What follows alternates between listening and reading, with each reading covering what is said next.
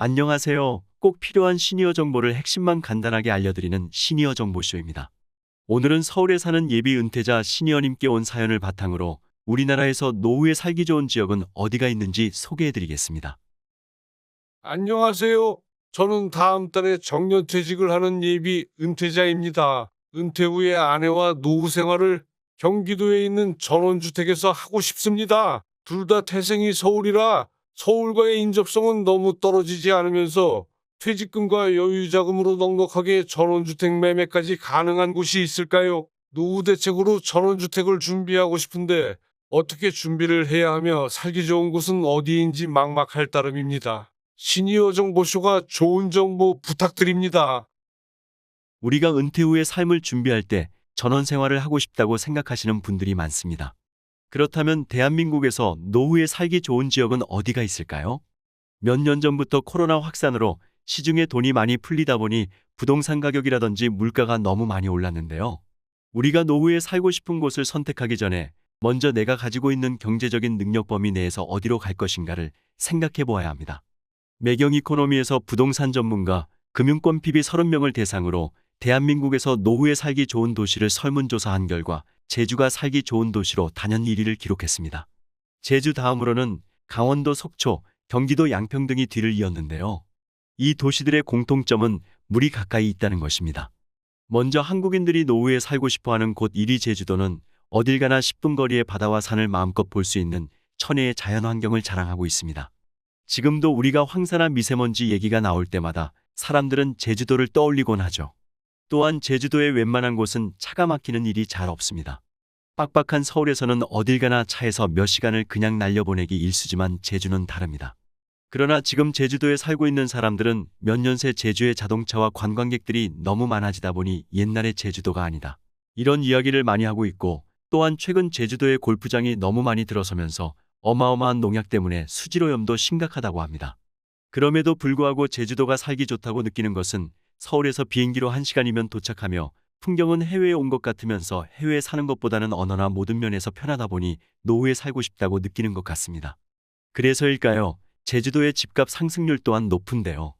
특히 관광객 수요가 몰리는 제주시, 서귀포 일대 토지 가격은 그야말로 부르는 게 값입니다.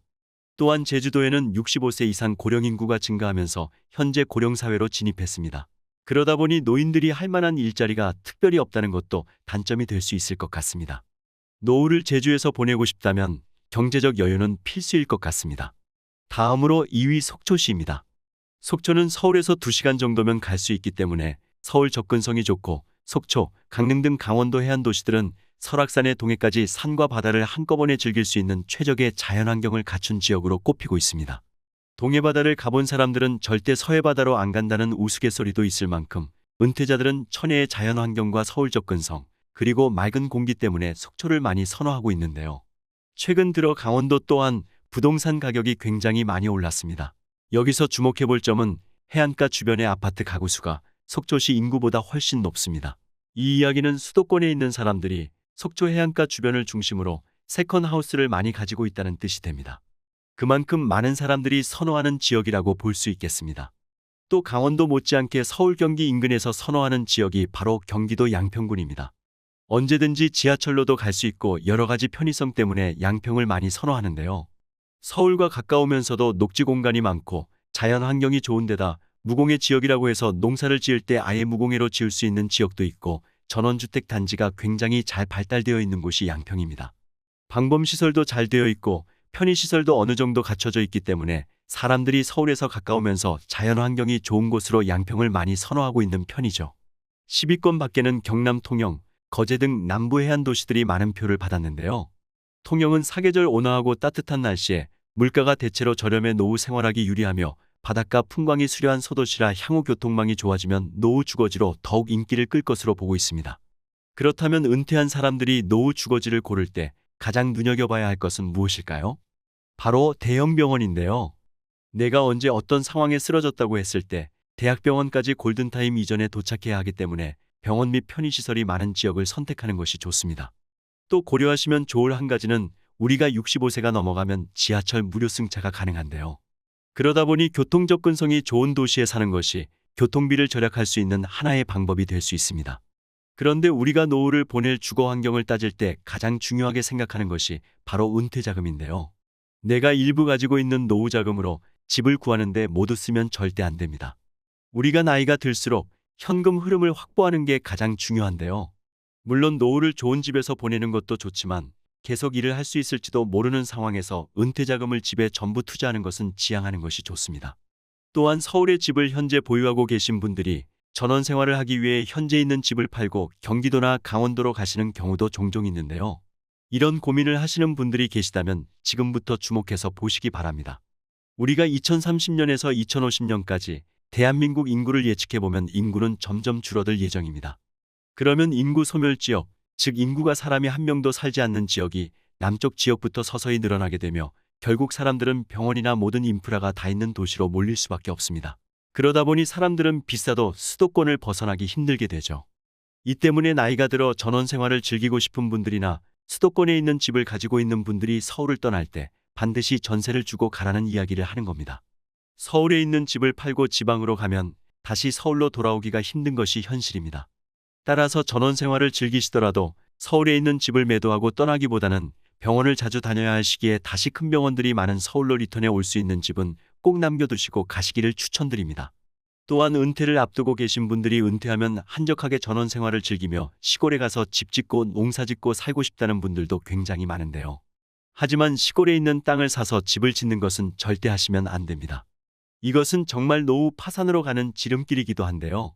아파트와는 달리 전원 생활은 어쩔 수 없이 마을 공동체 활동을 해야 합니다. 도시에 오래 살아온 사람들은 마을 사람들의 성향을 알 수 없기 때문에 마을 사람들과 섞이기가 쉽지 않습니다. 또한 병원 갈 일이 생겨도 노후의 전원 생활은 병원 접근성이 떨어져서 위험할 수 있습니다. 젊고 건강한 나이라면 상관없지만 병원과 친해지는 나이에 병원 접근성이 떨어진다는 것은 치명적인 단점이 될 수 있는 것이죠. 뿐만 아니라 전원주택은 모든 걸 혼자 해결해야 하기 때문에 집에 무엇인가 고장이 나면 일일이 알아보고 고쳐야 하니 관리 비용이 만만치 않습니다. 무엇보다 전원 생활의 가장 큰 단점은 바로 환금성입니다. 아파트는 누구나 선호하는 부동산이기 때문에 필요하면 매매가 어렵지 않게 이루어지지만 전원주택의 경우 조건에 맞는 매수자를 찾기가 쉽지 않습니다.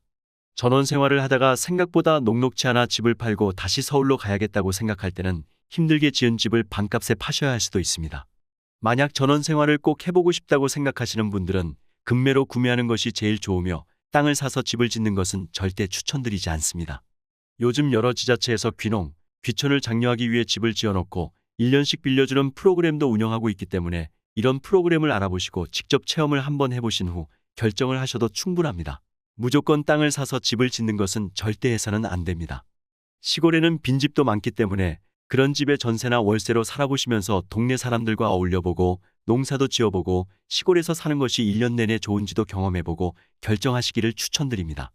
은퇴를 했다는 이야기는 건강을 자신할 수 없는 나이라는 이야기이기도 합니다.